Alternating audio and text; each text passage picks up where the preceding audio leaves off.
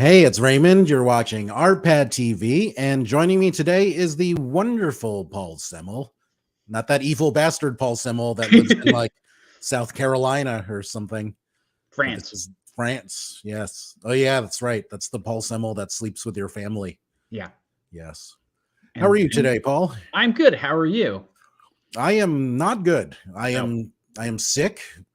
I had a fever since last night. Oh no. I think my Valentine's Day companion infected me with something. Do I need to go get a face mask?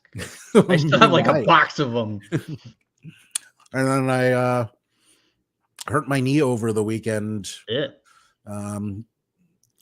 Our friend Jose was over doing Super Bowl shit, and we went out a whole bunch. So Oh, okay. yeah.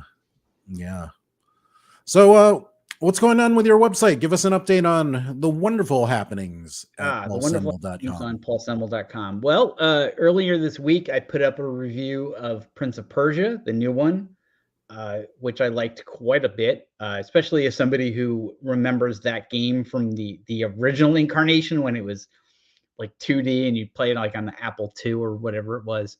And then a lot of book stories, a bunch of things coming up, a couple of things next week.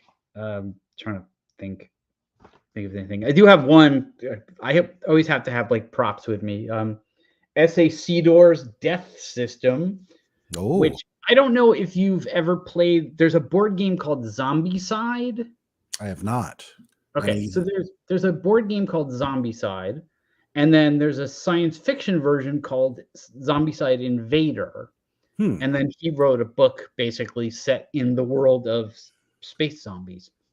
And this one takes place on a prison in space that is infected with zombies. So that seems like a likely scenario. Yeah. So guys, check out Paul's website right down below at paulsemel.com, full of wonderful reviews, previews, interviews, and a whole lot more. And Girls of LA, you can find Paul on Raya. He says he doesn't have an account, but I know he does. That's like a hyper exclusive thing. They wouldn't even let me on Raya. So is Raya the one that's like only celebrities, or they've opened up it a bit, but it's still kind of elitist and froofy. Right. We have a few friends on Raya that are well-to-do, and we do, and elitist. Yeah, I'll tell you later. Okay. I'm trying to think who it could possibly be. But yeah, so today, the other day we were reviewing Echo, and we were talking about, this guy is like one of the best supervillain castings I've ever seen. And earlier this week, they announced the cast for Fantastic Four. So it got me thinking about casting. And I wanted to talk to you because of that conversation we had in Echo, right, about 3 of our favorite superhero castings and 3 superhero castings we loved. Now, to preface all this is totally on the fly. If you ask us to do this list a month from now, highly likely we'll have different picks. Right.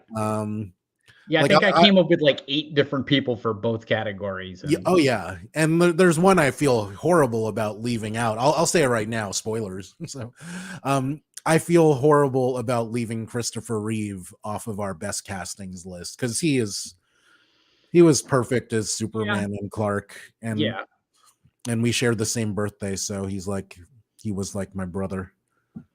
Him and Mark Hamill, all September 25th babies. Right. Clearly, I'm destined for something greater if I have the same birthday as those 2. You and a lot of other people. Oh, make your own dating app and call it Rayo. I don't know. I never really messed around with the dating apps. I don't know if I'd like them. I tried online dating years ago, and which one did you use? I couldn't tell you. It wasn't an app because this is pre-app society, right? But it kind of didn't work. Paul is still on Raya. Don't believe any of this. He is still there. So we're going to talk about 3, as we said, 3 superhero or supervillain castings we hated, and 3 we absolutely loved. let's start on the dark side, Paul. Going back to, I think it was 2003, 2005, the Fantastic Four movies. God. I try not to remember them, but Julian McMahon as Doctor Doom. What do you have to say about this guy, Paul? Okay. So to my mind, there's two reasons why there's people that don't work. Right. One, which we'll get to in a few minutes, is just somebody is miscast. Yes. But in Julian McMahon's case, it's the other one, which I think is less common, which is that he just played it wrong. And the reason I say that, and I don't know whether that was his fault or the director told him to do that. Right. Let's be clear about that. The thing with Doctor Doom is he is smug, he is arrogant, he is haughty, he is condescending, but it's somewhat deserved because he's also very, very smart. And yes. And there is a difference between somebody who is arrogant and deserves it and someone who is arrogant and not. Now, frankly, I don't think you ever deserve to be arrogant, no matter how good you are. But there is a big difference between, say, like, Michael Jordan, right, and like, that guy that plays basketball at the rec center who's can't nail a three to save his life, but he thinks he's God's gift to basketball. There's a lot of examples we could give, and I'm not going to go political on this, even though I very likely could. Sorry. Whoa. Sorry about that. And to me, Julian didn't come across as deservedly arrogant or condescending. He just kind of came off as a jerk. Yes. Yes. And in the first movie, it was obvious that he was just annoyed that he lost to Reed, basically. Yeah, he lost. Yeah, it was basically that. He lost to Reed and he lost Jessica Alba. Right. He lost to Reed in life. Yeah. So. And in the second one, like, I kind of don't even really remember. I mean, he wanted power, but again, it was almost like it was a revenge thing. Like, he didn't want the power to have the power. He wanted the power to get Jessica Alba back again, right. I guess. I don't know. Or because he was mad that he was, like, turning metallic or some nonsense. Oh, I thought you were going to talk about Metallica. I'm like, what does Kirk Hammett have to do with any of this? No, metallic, not Metallica. Okay. He wanted to join Metallica. He really wanted to join. Evil. Well, look, it's a plum gig. You play arenas. You play 2 days a week. You make millions of dollars. You got to put up with two massive knobs. So. But also, I mean, even like the guy who played Doctor Doom in the other Fantastic Four movie was terrible. Like, and for a lot of the same reasons. Like, he was just like a bitter jerk, and then he was mad that he got left behind. And I think that's like where Julian and that guy, just got it wrong with that character. Right. Expanding on what you said, like, some of the people we're going to be talking about are miscast, and completely agree. This is not the case with Julian McMahon. Dr. Doom is one of the most complex characters that I don't envy the person that tries to adapt it for movies, because he's as smart as Reed, but he also dabbles as magic. He's almost as good as Doctor Strange. He rules the country, and he deeply loves his people. Might be overprotective, as Nate says here. Great comment. Doom just wants what's best for Latveria, and those 4 pesky do-gooders keep getting in the way. But in the movies, these 2 movies, they just made him into jerk, evil businessman. Yeah. He was smart. They didn't really do the magic thing. They didn't have the ruler of the country thing, so you don't get that noble aspect of him. Yeah. And then a lot of it is also, didn't like Mephisto kidnap his mom, and he's always trying to that's why he messes around with magic, because he keeps trying to get his mom's soul back from Mephisto. Right. None of those things are in the movie. Yeah. And I understand why. There's a lot. It's a lot to do with this guy. I don't know what you pick and choose, what you leave out. So I feel bad. I don't know that you have to leave any of that out, because I think, like, you could make him the leader of the country and make him regal, Right. but also make him smug and dabble in magic as well. You know, Yeah. He I has to mean, say "bah" a lot. I just love in the comics. It's like "bah, Richards." Like, yeah, who talks like that?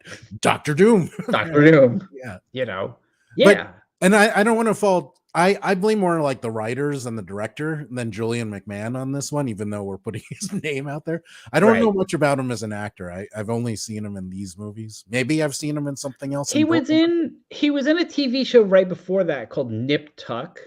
Oh, okay. I never watched it. I'm aware of the show that. Yeah, I Yeah. didn't. I think I watched like a couple episodes and got bored. But like he was kind of an arrogant dick in that, and so that's why I think that, and the fact that it was kind of a hip, cool show is I think why he got the role.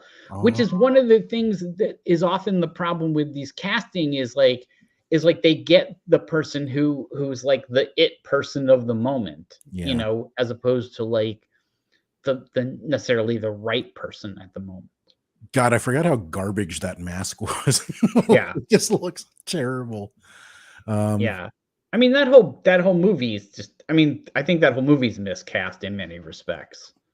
I liked Captain America as the Human Torch. I think that worked well. Eh, I mean, at that time, I knew him from like Scott Pilgrim and this, right. so it made sense to me. Um, I'll watch Jessica Alba in pretty much anything. That's and the dude who played Mr. Fantastic, whose name I can never pronounce, is It's like Ian Griffode. Yeah, I don't know. He was Yeah, I mean, Michael Chiklis I thought was good, yeah, yeah. but you know. I mean, you really just have to do your best Jimmy Durante impersonation. And that Yeah. reminds me of the time I interviewed Stan Lee, and it's like, yeah, when I was writing the thing, like I had this guy's voice in my head, Jimmy Durante. You're probably too young to know this guy. I'm like, I knew Jimmy Durante. He's like, yeah. It's like, but I don't know. That was cool. And Yeah. Stan Lee doing the Jimmy Durante voice to me. So number 3, Julian McMahon. He sucked as Doctor Doom. Did they announce who's Doctor Doom in the new movie or No, just before? they have not said who's Doctor Doom. They just said the 4. Although apparently the art that they put out for it also has Herbie in it, so people are excited that Herbie is in it. Hey, So I'm happy to see Vanessa Kirby. She is cool. yeah, So let's go to something positive and talk about a casting we loved, which is what we talked about in the Echo review episode, which is Vincent D'Onofrio as Kingpin. I mean, this right. guy so good. I mean, I remember. I'll let you talk. I just remember you saying like how good he is at portraying intensity and it Right. perfect for this character. Well, he's kind of the opposite of Julian in some respects because he He can definitely act. commands strength. He has a commanding presence, which I think is important for that character. He also has a menacing presence. Yeah. Like this might sound like a weird comparison, but it's kind of like the mountain from Game of Thrones. Okay. Like I could see, like I think it takes a lot for him to get really angry, but I could see Kingpin basically crushing a guy's skull with his bare hands. And I can see Vincent D'Onofrio in that role doing Yes. that, you know. And but also Vincent D'Onofrio, the way he plays the character, he comes across as smart but not showy.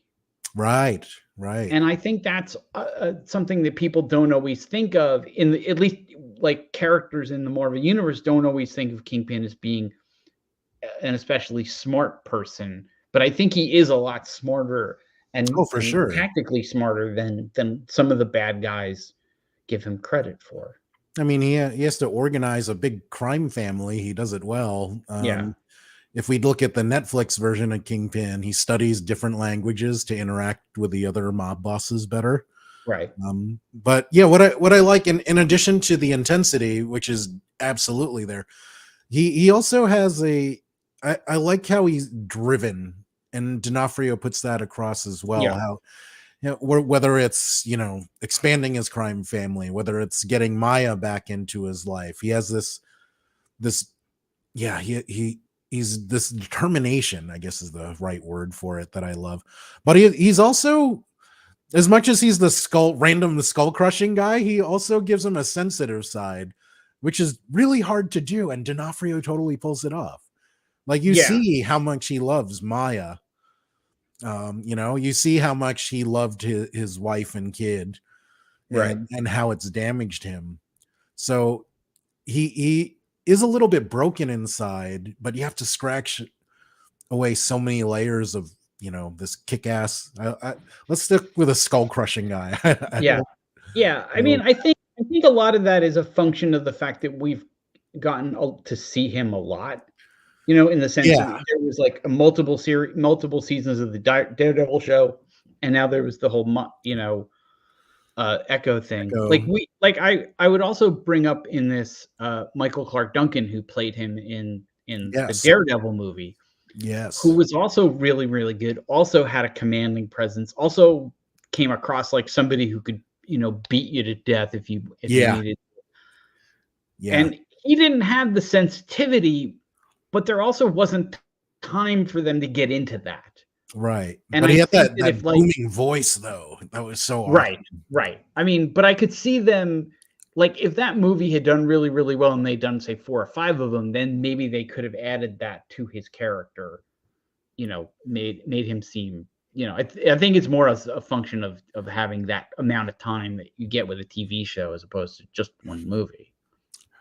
So we have a couple of excellent comments from Nate again. He played Pyle in Full Metal Jacket. Yes, absolutely. He has range, definitely.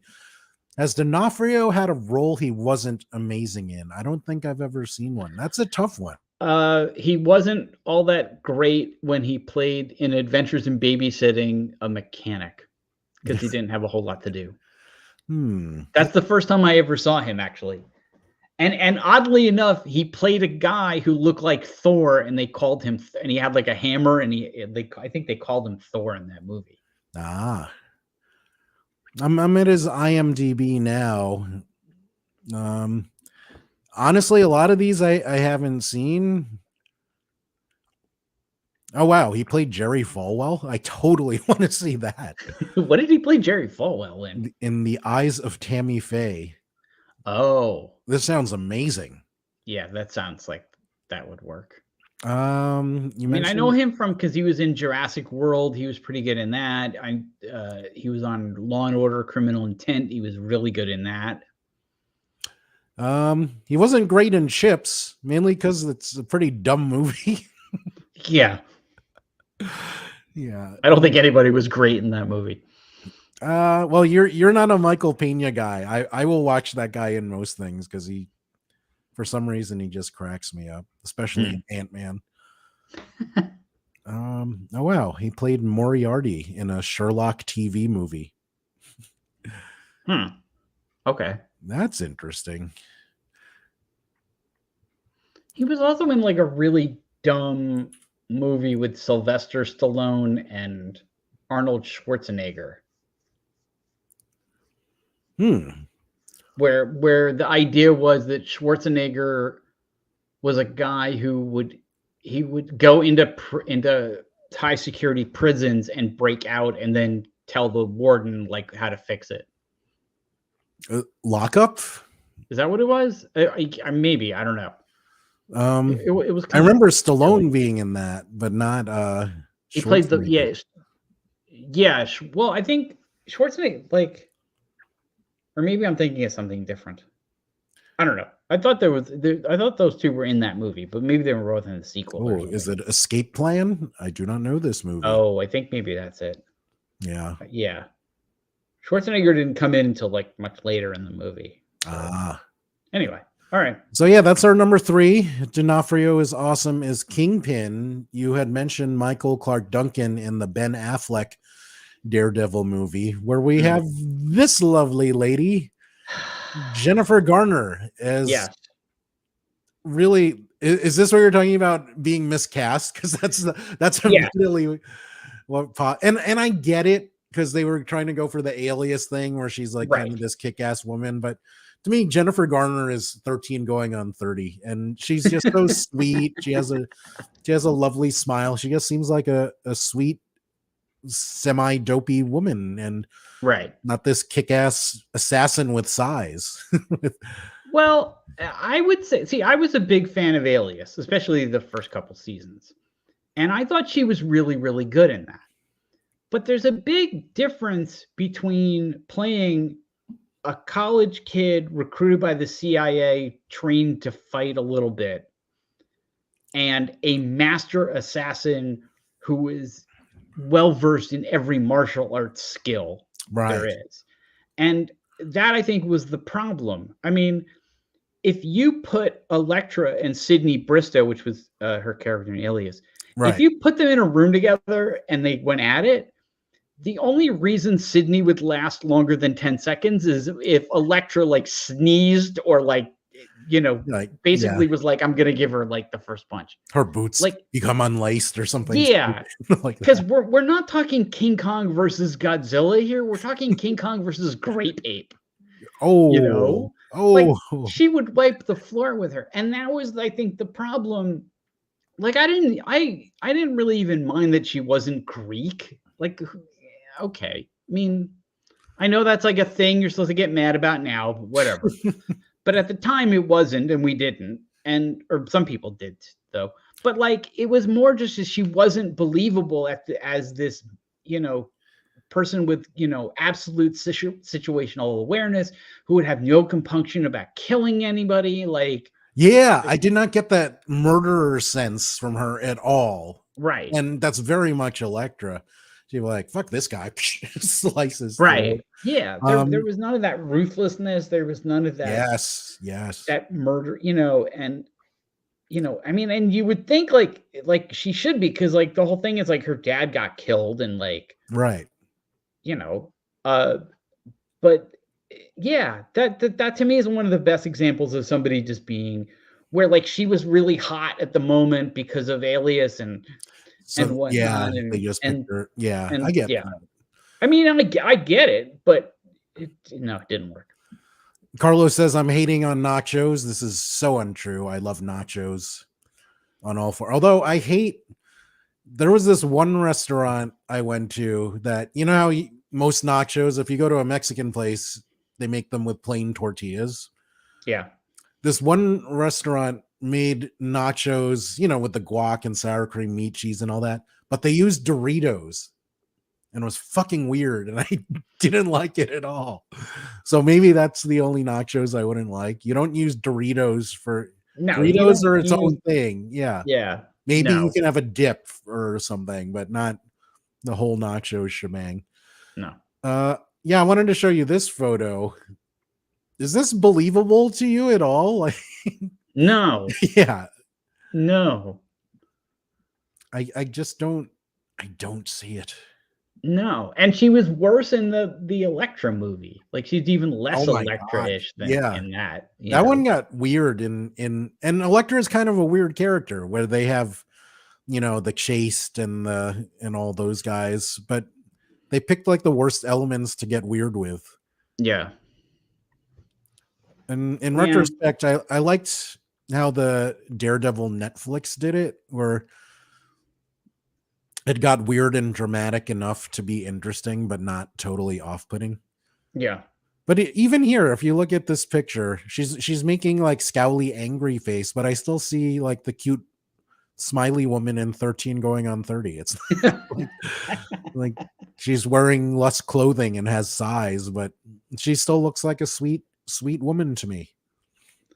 Yeah. And there's actually a movie that she did that's really, really good called Butter, which it's kind of a weird movie about about these people who carve butter. I guess it's like a thing at county fairs.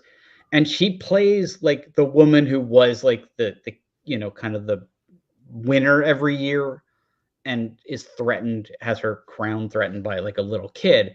And she comes across as like a huge Karen, basically.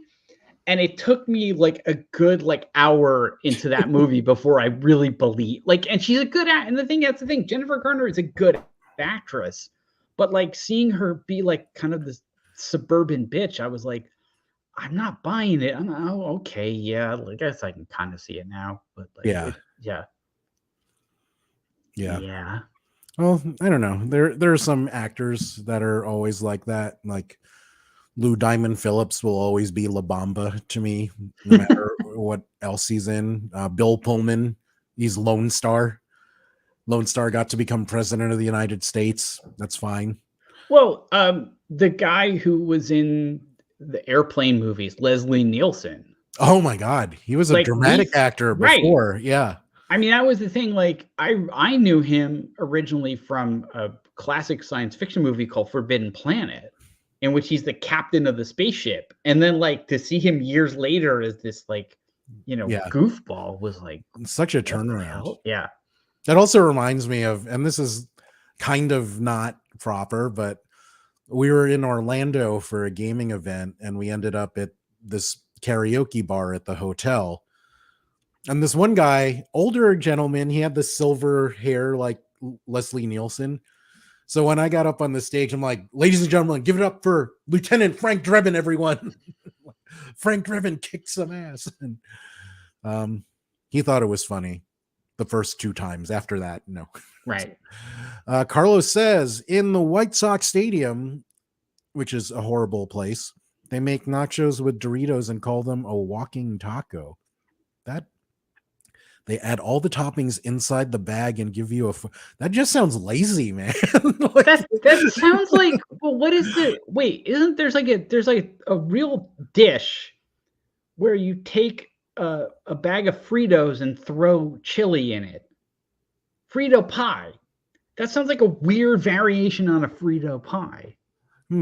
I knew Fritos and chili were a thing, but Yeah. I'm unfamiliar with this Frito pie. I've never tried it. Does it work? Kind of, yeah. It kind of does. It's it's kind of Well, weird. I will try it. They have them in I think Sonic serves that. Probably. So. That sounds like a Sonic thing. Sonic has delicious drinks and sides. The main food, not so much. I've never actually been there. I see their ads. Like I've seen their ads for like 30 years living in LA, and I've never seen one. Yeah, I saw it when I moved to San Francisco. I saw the Sonic ads, but I never saw a Sonic. I'm like, where is this mystical place that's on TV all the time? In Las Vegas, they're all over the place. So when you're down here or up here, we will should get some Sonic slushes, half price after 2 p.m. on the app.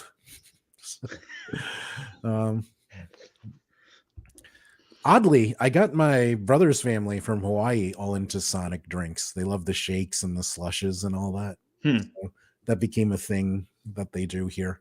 Weird. So we hated Jennifer Garner. That's our number 2 pick. The number 2 pick of someone we loved is, if you watch this show, then you know how much we love this young woman and her portrayal of Ms. Marvel. What makes Iman Vellani wonderful to you? God, it's funny because I got the Blu-ray of the Marvels this week, and I watched it last night.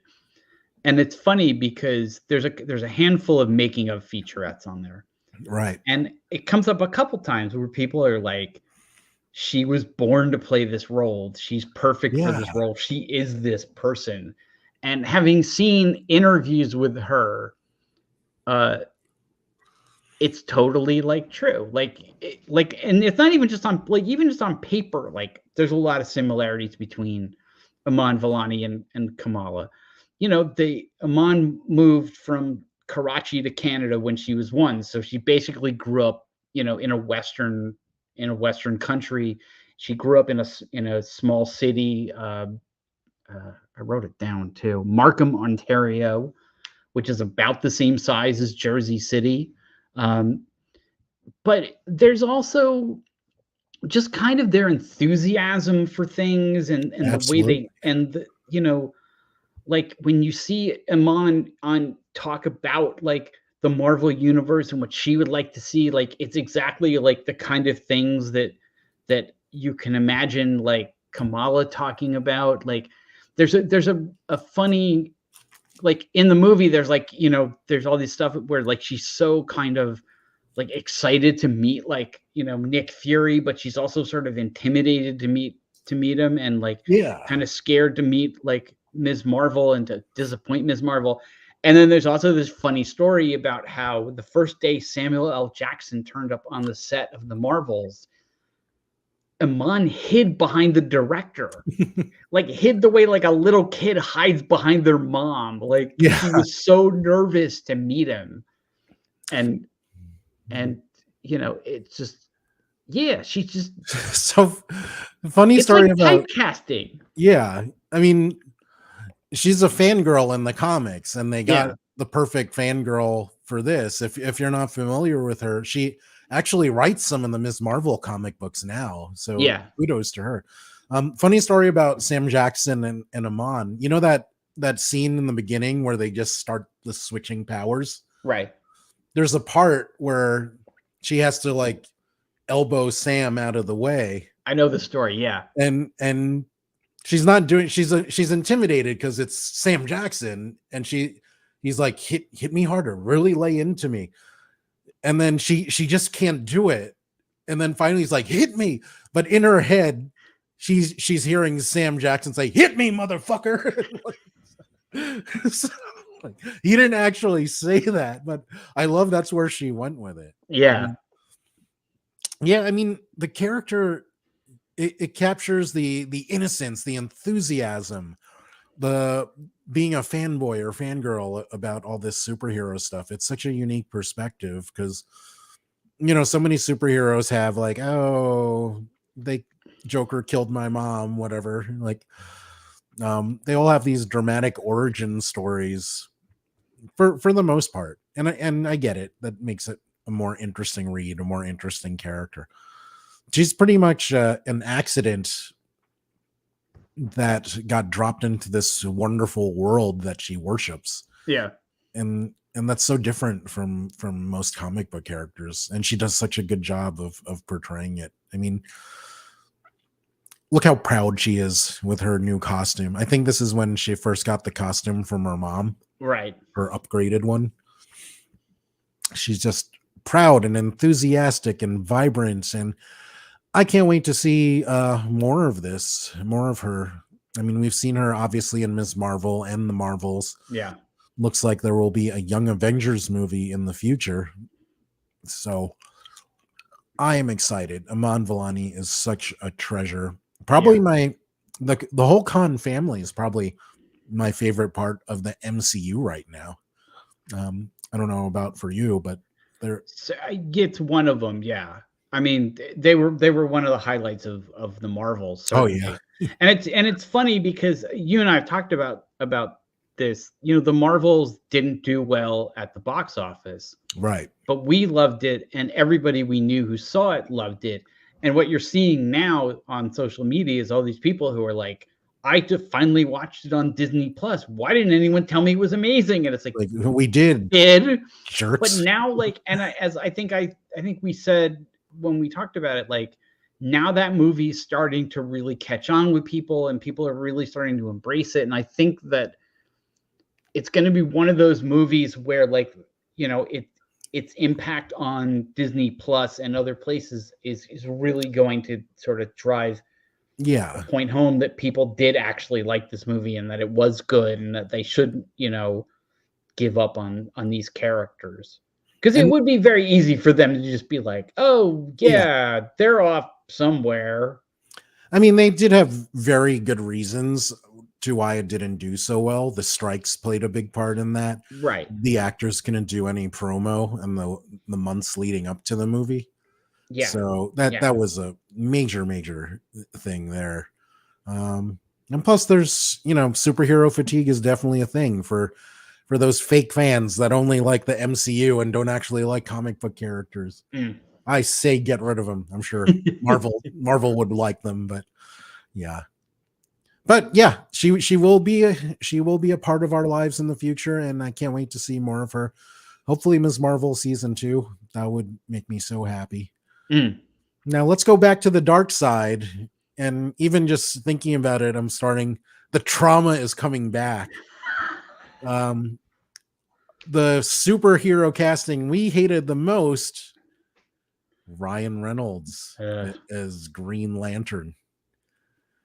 Now, I still remember so much about this day because I saw this movie with you. Yes. I thought we were going to a regular screening, but apparently it was a premiere. So I had like a t-shirt with a hole in it and sweats. And I'm like, Was it a oh, premiere? yeah, they had a red carpet and everything. And I felt like so horribly underdressed for it. Was it at Man's Chinese? Yes. Yes. Oh. Oh, And right. Okay, because yeah. Okay. Yeah. then I Yeah. felt horrible about being underdressed, but after seeing this wretched movie, I'm like, fuck that. I wasn't gonna dress up for this piece of garbage anyway. Yeah. So why did you not like Ryan Reynolds as Hal Jordan, the Green Lantern of Sector 2814? Right. Okay. I think, quite frankly, that the reason that Ryan didn't work in this role is kind of the same reason why he worked so well as Deadpool. And Yes, it's because Ryan is at his best when he plays a very talkative, jokey, sarcastic. sarcastic, self-referential, self-deprecating person who in the movie annoys the hell out of everybody, Right, but the audience love him because he's hilarious. right. And that is Deadpool, or one aspect of Deadpool, is that he's always Absolutely. annoying the hell out of people in the comics, but the people who read it think it's hilarious. That's not Hal Jordan. Not at all. Hal Jordan is not goofy, he's not jokey. He's supposed to be commanding, especially Yes, after he kind of, maybe not at first when he first got his powers, but that's, even then he was an Air Force pilot, right. you know, and those guys are a distinctive breed. We talked a little bit about earned arrogance. You know, there's a little bit of that with fighter pilots and test pilots. And that never came across with Hal Jordan in the No. Green Lantern movie. Yeah. It was like he wasn't playing Hal Jordan. It was like he was playing, well, I mean, we didn't know he was going to play Deadpool at that point, but like, Right. there's a movie, he was in the third Blade movie, Yeah. and he was really, With really Triple good H. in that. Yeah. And he was really, really good in that. And again, he was playing this guy who annoys everybody in the movie, but delights everybody watching at home. Right.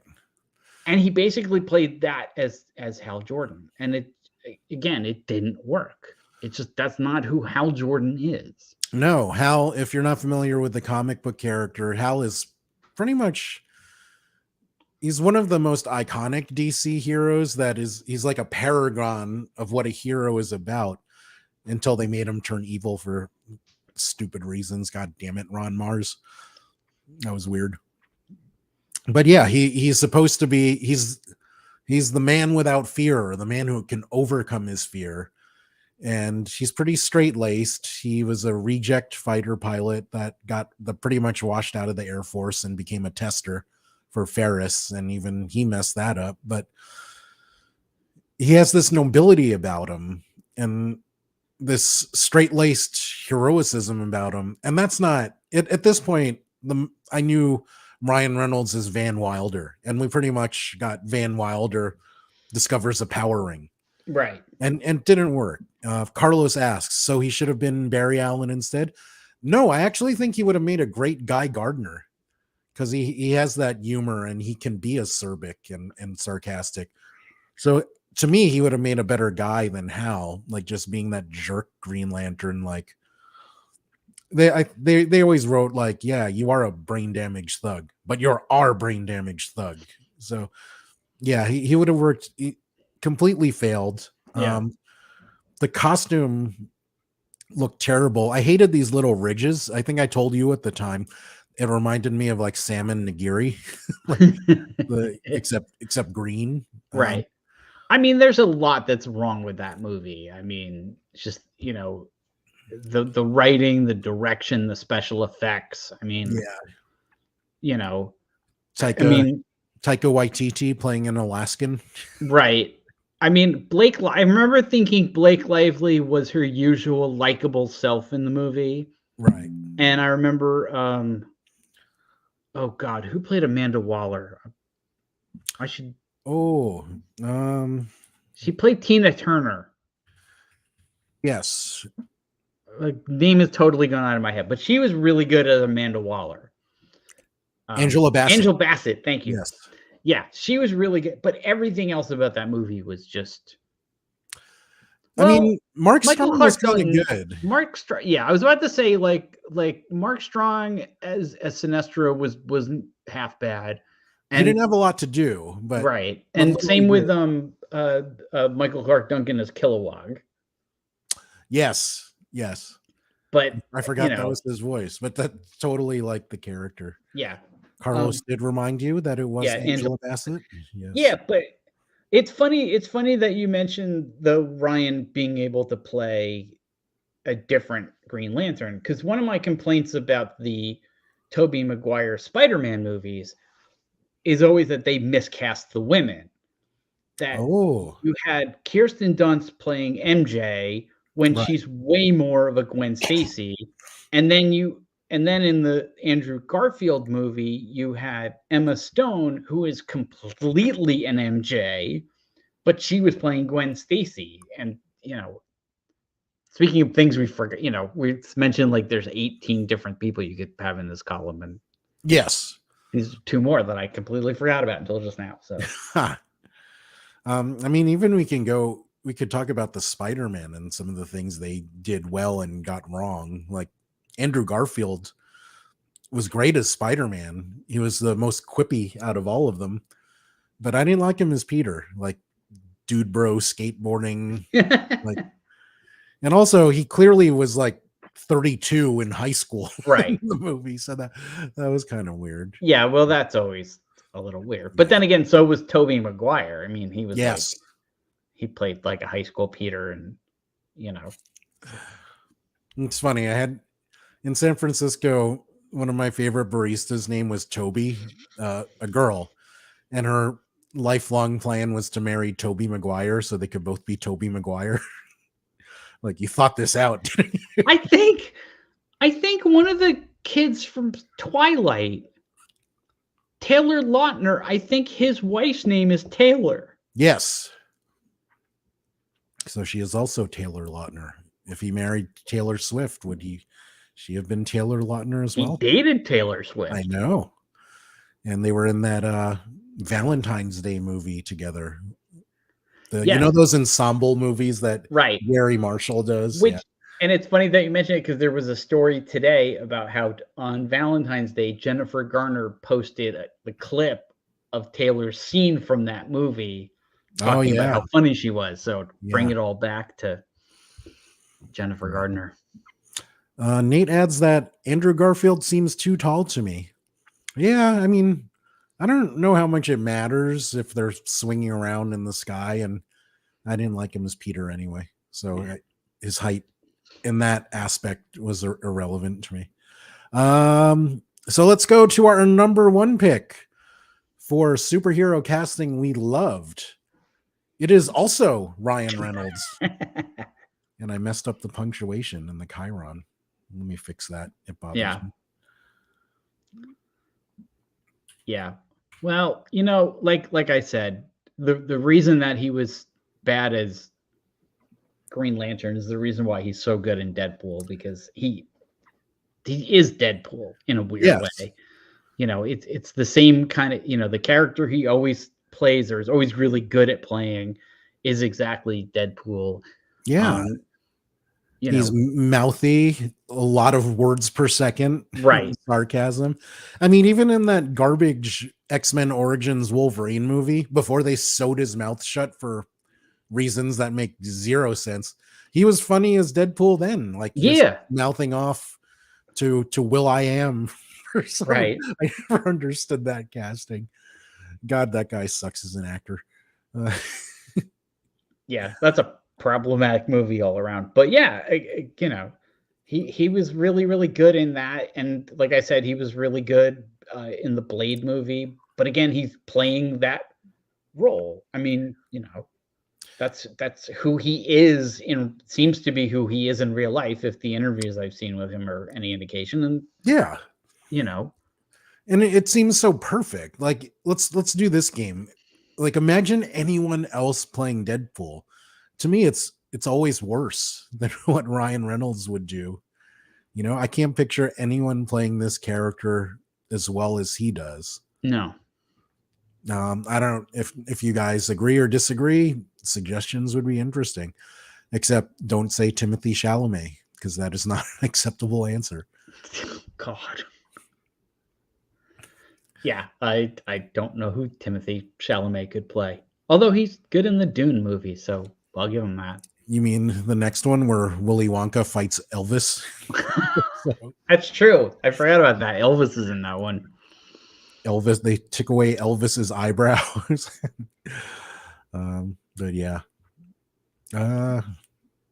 Yeah, I mean, it also helps that he helps to write those movies, that he producer on those movies, and and it also, of course, helps that for a lot of those movies he's wearing the mask, so he can redub, like, apparently they redub true. a lot of the lines. Yeah.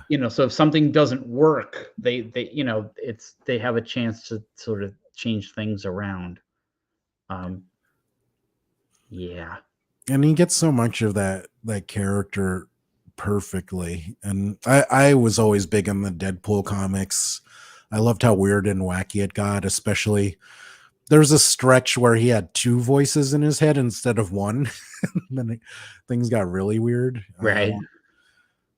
They had I think it was Loki cursed him and made his face look like Tom Cruise. Yeah, there was that. He couldn't damage it though, and it was so funny watching him try to mess up his face. Like he stuck his face in a deep fryer, stuff like that, and he's just a ridiculous character.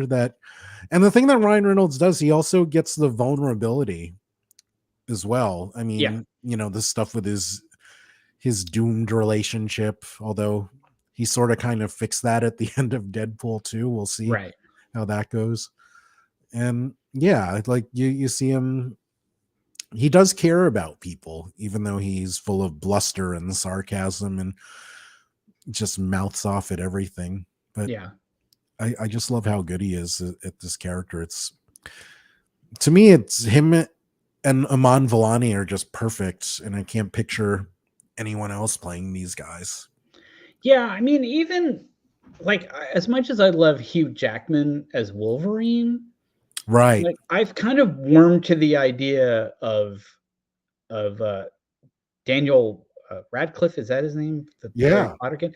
I've kind of warmed to the idea of him playing Wolverine. No, he's closer in height, so I like that aspect of it. But there's like a lot of that. Like, there are people that I could see, like I could see other people playing Iron Man. Maybe not as good as Robert Downey Jr., but not necessarily terribly. You know what I mean? Like, same with Captain America and Thor and Batman, obviously. No, I completely agree. Like with the Hugh Jackman thing, especially because Hugh Jackman's like 6'3" or whatever, and Wolverine's supposed to be 5'2" or something. Right. So I never. And I get it's hard to find a famous 5'2" actor that's cut and chiseled like that. Right. So yeah, you can't have Danny DeVito in that role. As funny as that would be. That would be hilarious. But Daniel Radcliffe, get him on some HGH. Maybe he could do it. I think I've said it to you before, but I will say it again. I will not be the least bit surprised if he plays a version of Wolverine in the Deadpool movie. Like if he turns up in like some kind of weird way. Ooh, let's we have some interesting comments here. Let's go through some.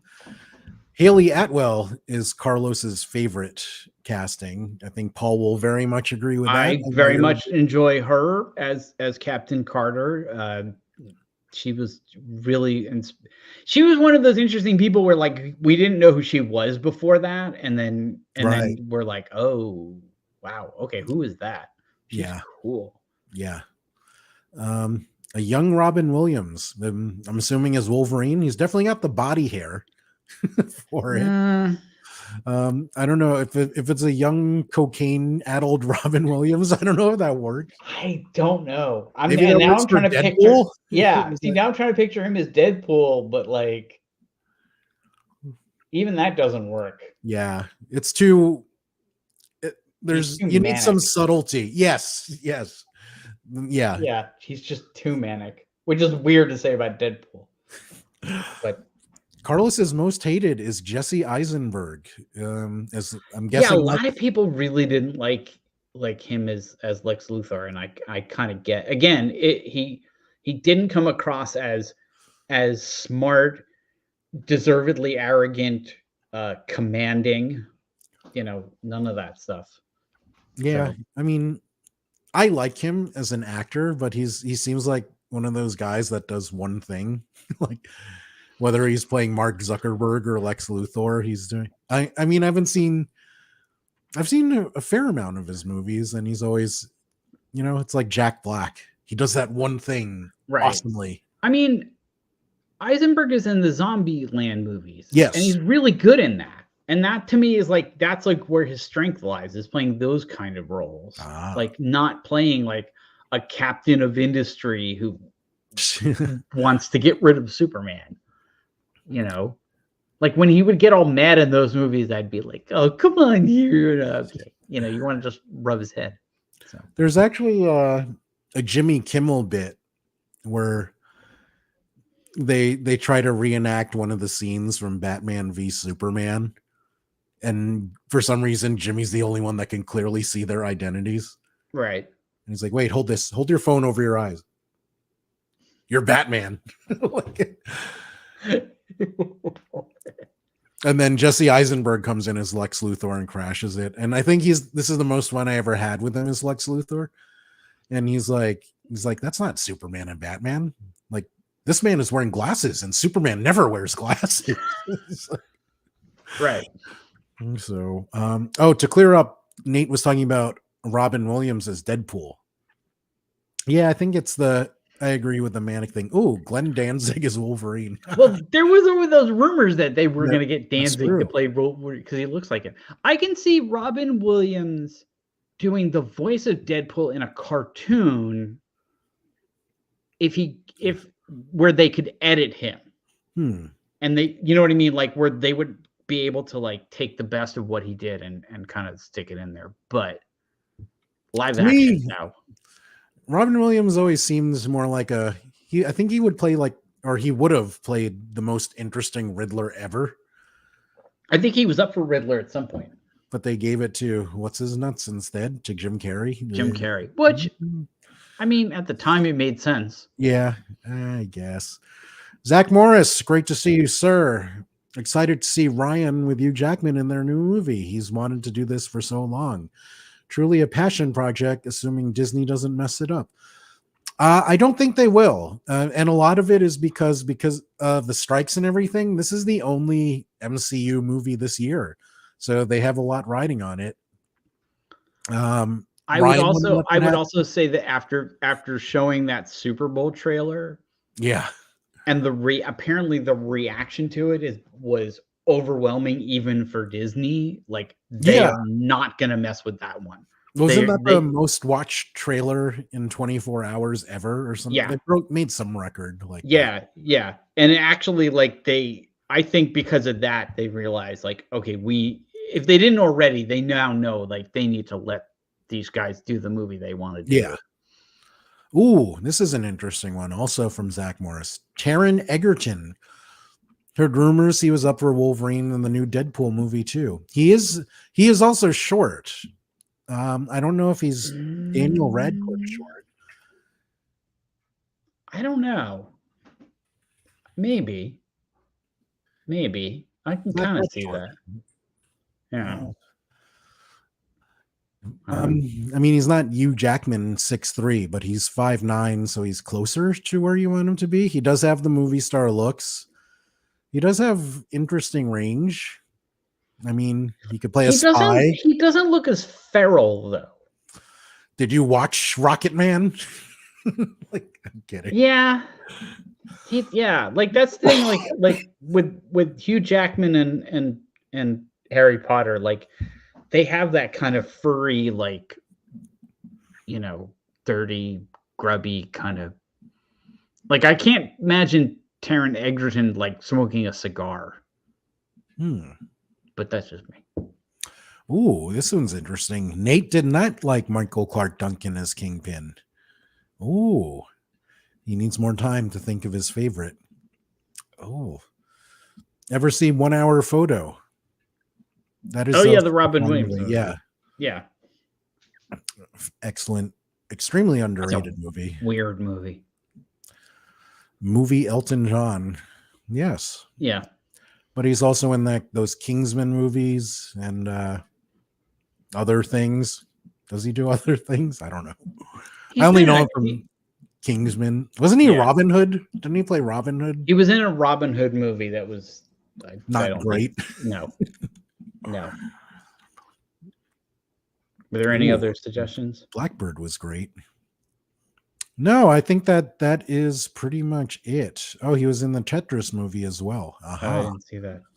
That is worth watching. And knowing about that situation, it's not really a dramatization of it. It was that weird and silly and ridiculous. I've heard that. But Raymond, did you see the thing today that the Ben Mendelsohn wants to play Dr. Doom? No. Yeah. That would be cool. I don't know what he's doing press for some movie, and he said he would really, really love to play Dr. Doom. And for people who don't know the name, he played he was the bad guy in Rogue One. Krennic, I think his name was. Yes. He was in Ready Player One. He's done like a bunch of. He was a lovable Skrull. That's true. He was a Skrull. Yeah. But then again, they've done that before where people have played multiple roles. And especially if they don't have him show his face. Oh. If we get Dr. Doom like after Talos, thank you. Like if we get Dr. Doom after he's already been disfigured, Darth Vader, then like then you can get away with it. Ooh, although they do that sometimes. I mean, like the guy, they've had people show up more than once. How about Darth Vader as Dr. Doom? Do you not think of him as an actor? Hayden Christensen. He's about the right I thought you age. meant like the actual Darth Vader playing. Yeah, there is not an actual Darth Vader, Paul. He is a fictional character that we've seen in movies, comic books, and TV. He's real to me.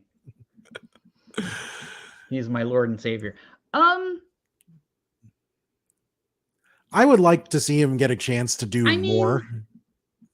I mean, the thing about Dr. Doom is I kind of don't want Dr. Doom to show his face, which means that you can get anybody in the suit and then just have somebody do his voice.